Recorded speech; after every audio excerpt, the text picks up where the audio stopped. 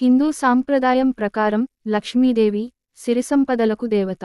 లక్ష్మీదేవి అనుగ్రహం ఉంటే మన జీవితమంతా ఆనందంగా సాగిపోతుంది. లక్ష్మీదేవి అనుగ్రహం కోసం ప్రతి ఒక్కరూ ఎన్నో పూజలు, వ్రతాలు చేస్తుంటారు. చాలామందికి లక్ష్మీదేవి అనుగ్రహం కలగక ఇంట్లో ఆర్థిక సమస్యలతో, అనేక గొడవలతో ఇబ్బందులు పడుతుంటారు.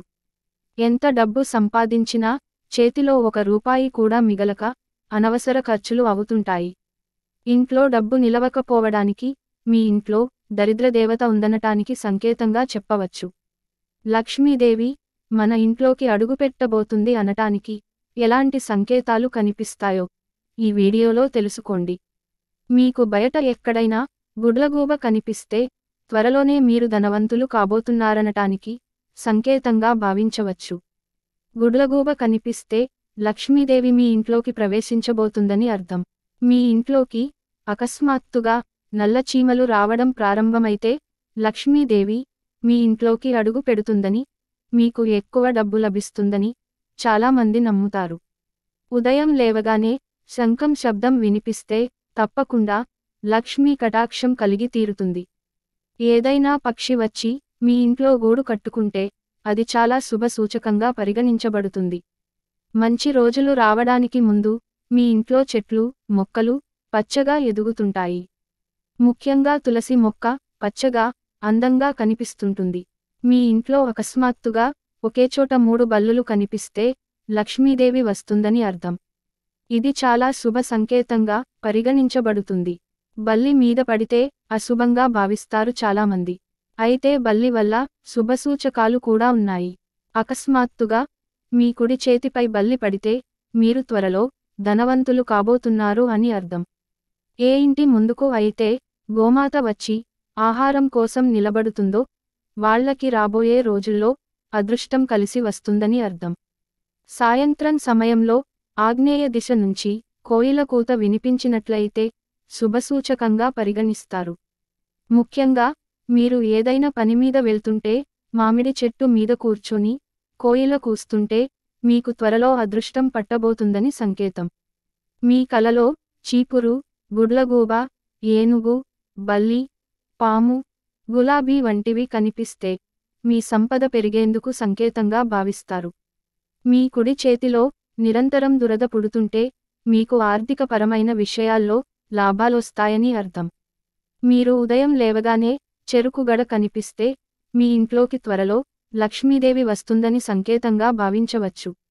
చెరుకును లక్ష్మీదేవికి నైవేద్యంగా సమర్పిస్తే మీరు కోరిన కోరికలను నెరవేరుస్తుంది.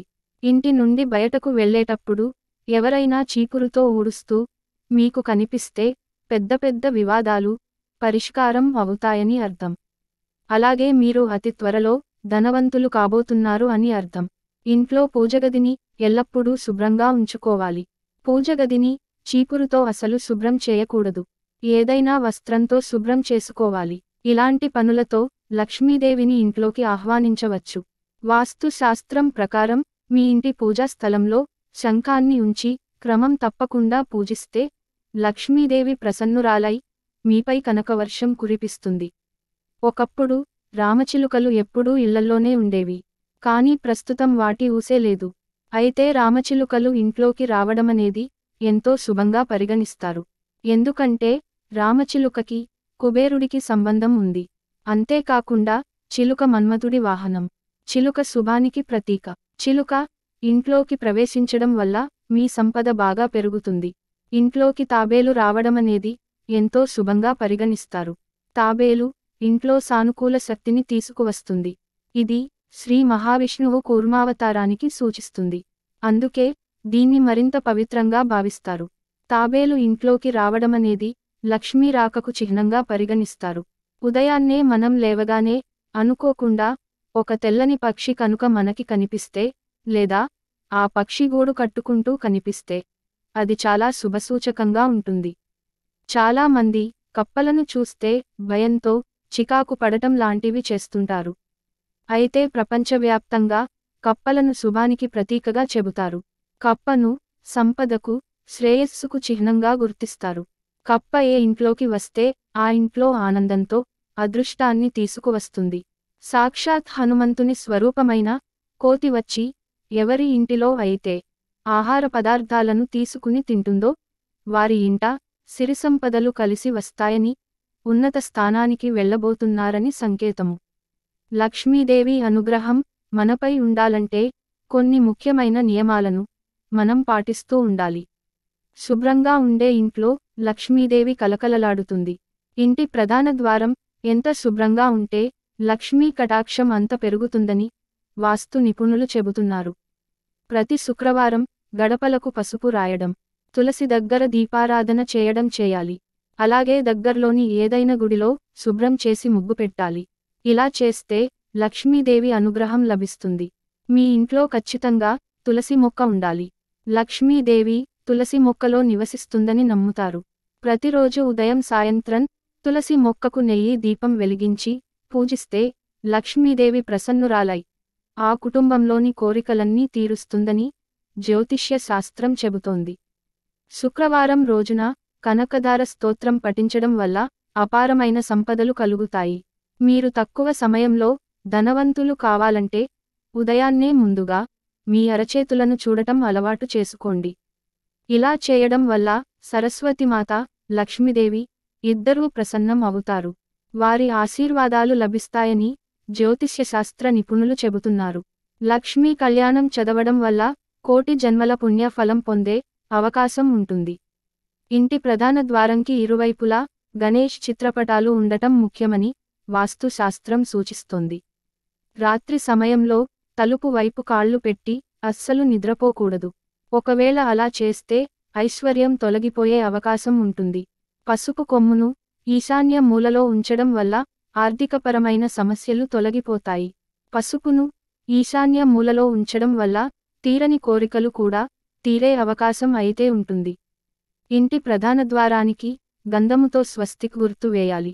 స్వస్తిక్ గుర్తు ఉన్న ఇంట్లోకి లక్ష్మీదేవి త్వరగా ప్రవేశిస్తుంది. మీ ఇంటి తూర్పు దిశ ఎప్పుడూ శుభ్రంగా ఉండేలా చూసుకోండి.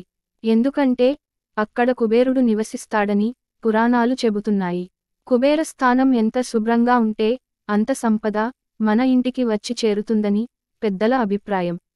ఇంటి తలుపు ముందు చెప్పులు, బూట్లు ఉంచకూడదు. ఇలా చేస్తే ఐశ్వర్యం పోతుందని పండితులు అంటున్నారు. శుక్రవారం ఆవు నెయ్యితో దీపారాధన చేస్తే తప్పక ఏడాదిలోపే మీ సమస్యలు అన్నీ పటాపంచలు అవుతాయని పండితులు పేర్కొంటున్నారు. ఇంటిని శుభ్రపరిచే నీటిలో పసుపు, రాళ్ల ఉప్పును కలిపి ఇంటిని శుభ్రం చేయాలి. దీంతో ఇంట్లో ఉండే ప్రతికూల శక్తులు తొలగిపోయి అధికంగా ఆదాయం లభిస్తుంది. ఇంట్లో బూజును ప్రతి 10 రోజులకు ఓసారి దులుపుకోవాలి. ఇల్లు మురికిగా ఉంటే వాస్తు దోషం వెంటాడుతుంది. ఇంటి ప్రధాన తలుపులు ఎప్పుడూ సూర్యోదయానికి ముందే తెరవాలి. సూర్యుని యొక్క కిరణాలు ఇంట్లో పడితే మీ ఇల్లు అంతా సంపదతో నింపుతుంది. కొబ్బరికాయలో త్రిమూర్తులు ఉంటారని నమ్ముతారు. తీవ్ర పేదరికంతో బాధపడుతున్నవారు ప్రతి శుక్రవారం లక్ష్మీదేవి చిత్రపటం ముందు కొబ్బరికాయను ఉంచి ప్రార్థించండి. ఆ తర్వాత ఆ కొబ్బరికాయను డబ్బు పెట్టే చోట లేదా మీరు పనిచేసే చోట పెట్టండి. ఇలా చేయడం వల్ల లక్ష్మీ కటాక్షం కలుగుతుంది. లక్ష్మీదేవిని సంతృప్తిపరచాలంటే శుక్రవారం రాత్రి పడుకునే ముందు లక్ష్మీదేవికి మల్లెపూలను సమర్పించడం ద్వారా తల్లి అనుగ్రహం పొందవచ్చు. ఇలాంటి కొన్ని నియమాలను పాటించడం ద్వారా మీరు త్వరలోనే సంపన్నులవుతారు. ఈ వీడియో మీకు నచ్చితే లైక్ చేసి సబ్స్క్రైబ్ చేయండి.